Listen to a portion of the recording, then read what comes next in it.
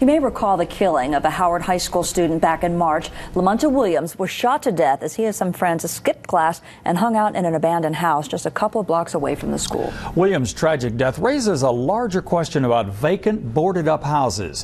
When they sit for months, even years without attention, they attract crime, they drag down neighborhoods. Tonight we dig deeper into the problem of abandoned homes, and we'll show you what neighbors and authorities are up against when they try to do something about them. It's been months since anybody officially lived in this duplex in East Chattanooga. The night I visited, I walked right through the unlocked front door. A nasty couch, garbage, dirty clothes.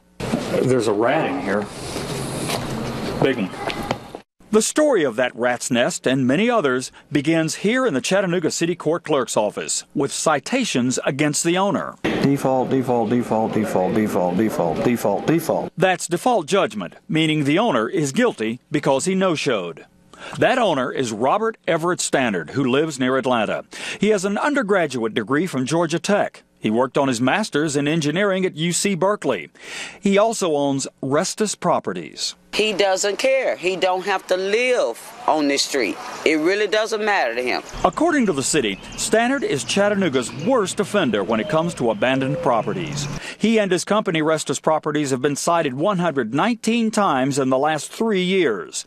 Add up all those judgments, and they come to $19,272.60. We've seen possums, rats. Rats as big as possums come running out in the yard. Neighbors have had enough, and not just with Stannard. We've called 311. They've gave us the numbers to call, and nothing ever get done. Deputy Administrator Tony Salmons in the Department of Economic and Community Development says his inspectors do the best they can. We have to follow the city code. There's certain processes or steps within that process that we have to take. Apparently, certain processes can take years.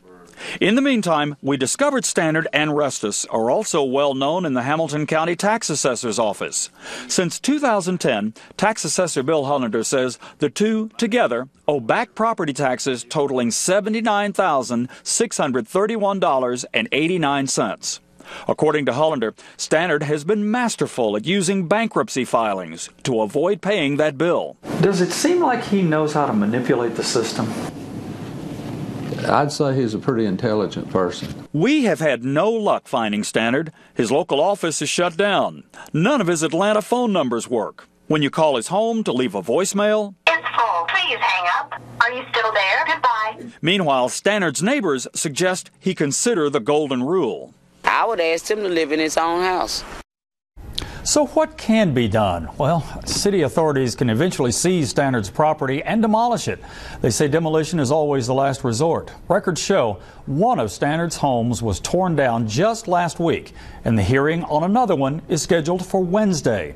That process is slow and complicated by Stannard's 4 bankruptcy filings. We'll let you know how the cleanup is going.